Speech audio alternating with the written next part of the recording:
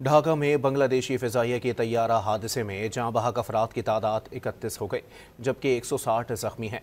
बढ़ती अमवात पर हादसे से मुतासर mile stone school and college में हज़ारों तलबा ने एहतजाज किया और हुक्काम पर हक़ाइक़ छुपाने का इल्ज़ाम आयद किया।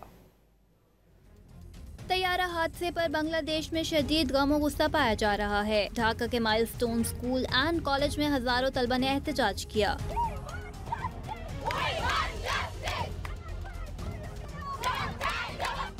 तलबा का कहना था कि हुकाम की जानिब से अमवात की असल तादाद छुपाई जा रही है। हुकूमत ने एहतजाजी तलबा के नुमाइंदों से मुज़ाकरात के बाद डेटा सेंटर कायम कर दिया।